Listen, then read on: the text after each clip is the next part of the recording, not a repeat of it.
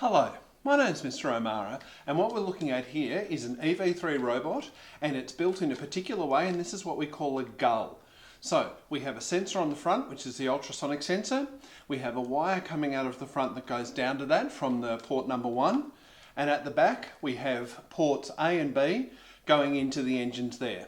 So now let's learn how to put one of these together. Okay, let's get to building this Gull. Here you see I have my EV3 brick. I've got my screen up here. I've got the controls there. Yes and no. You enter, up and down, and that one there is also a back key. So it's good to know what all these things are. We've got some ports at this end, numbered 1, 2, 3 and 4. And we've got some ports numbered at this end, A, B, C and D.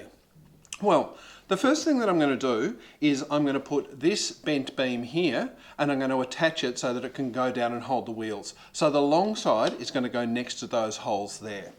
So what I need is one of these pins here. Now this is like a cross at one end and it's round at the other, and that's going at the top. And then just one of these ones that's round at both ends is going at the bottom. Those ones there can be a kind of tan colour or they can be blue also. So we put that on. We might need to jiggle a little bit because it's actually going through the crossed shape at the end of the beam. There we go, that one's on there, and as you can see it's sitting nicely down at the bottom. So let's put the one on the other side. Same deal, we're putting the one with the cross here at the top of those three holes there, and we're putting just a round and round at the bottom, and again we get that and we pop it on, making sure that it's nice and firm so that the robot's nice and stable. So there we go, stage 1, it's got its brackets on. The next thing we're going to do is we're going to put a motor on. Now the motor actually has 3 places that you can connect it, here on top and 2 underneath, back and front. We're going to use the one up top here. So what I'm going to do is in that hole there, the third one, I'm going to put a pin facing in. That's a cross pin, that'll be either blue or tan. And then I'm going to put in a black one, just to hold it in place. And then I can just slide that very gently across, and that is our first motor in place.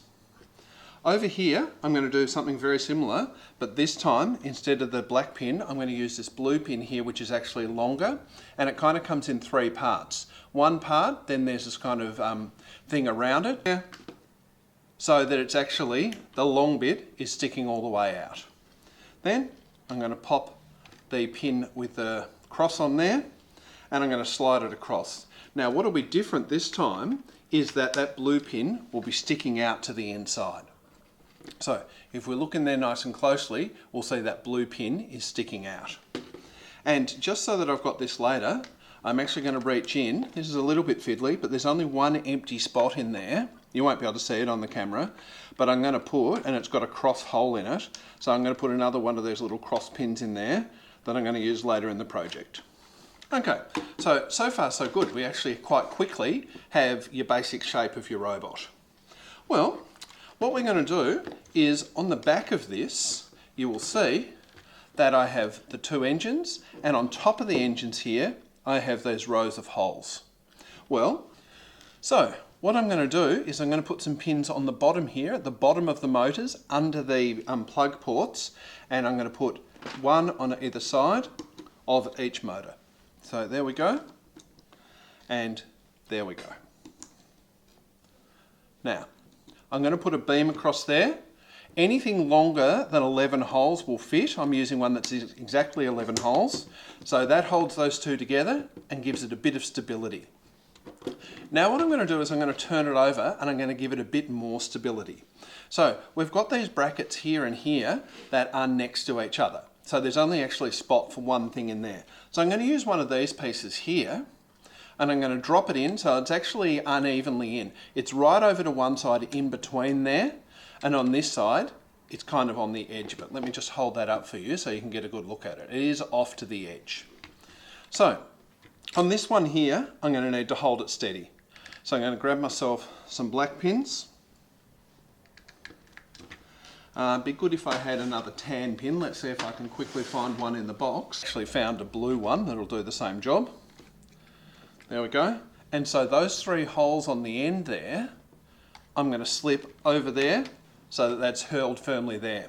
Now, it's actually quite a nice fit there in between that. That is providing a bit of strength, but I'm going to use these red pins here, just in the round holes, and I'm going to push them through, just so that gives us some real structural integrity there, so that there's really not very much wobble in that unit at all.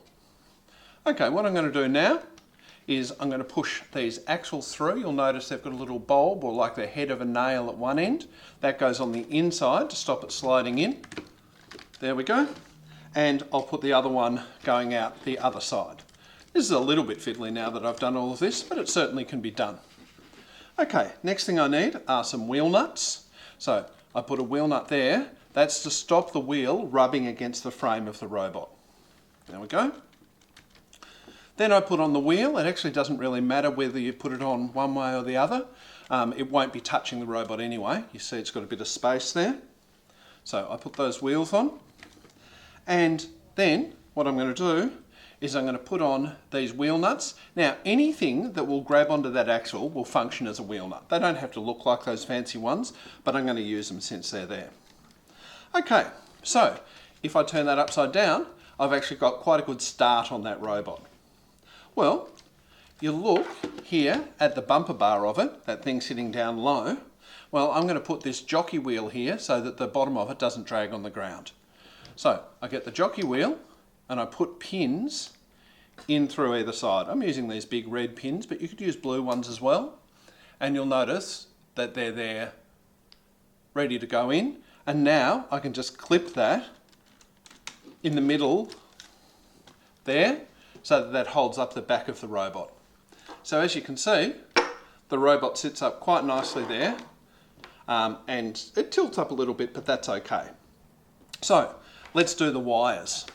We're going to go from port A at the back, and I'm actually going to go across to this engine here, rather than the one directly below it. And then I'm going to go from port B, and that's going to go. So they actually cross over. And that will help when you're doing the programming. So there you go, that's done. And here at the front, well, that's going to go on our sensor. So this is, it gets a little bit fiddly. Underneath, you'll remember that we had some extra pins all the way in there. Oops, there we are, in there. So what I'm going to do is I'm going to slip this 11-hole beam over those pins so that it sticks out the front. You'll see that, it's kind of got that little arm there. And then I'm going to get this ultrasonic sensor, which you can see in my hands, and I'm going to put some red pins through it. Now let me just see, yeah, there we go. I want it towards the middle of the robot, and so the pins are going to come from the outside. So let me just get that right. So pin there, another red pin there, and there it is. Now, the one last thing we need to do, and this is a little bit fiddly, is I'm going to pop the cable in there. Could have done that before I put it on. And I'm actually going to run it through kind of through the side of the robot, like that, and up and round so that it doesn't drag on the ground and get caught up in the motor. In fact, I might just push it a bit the other way because I don't want it getting stuck in the motor. So, there we have our completed Gull. Sits nice and steady, and we can use that for all variety of projects.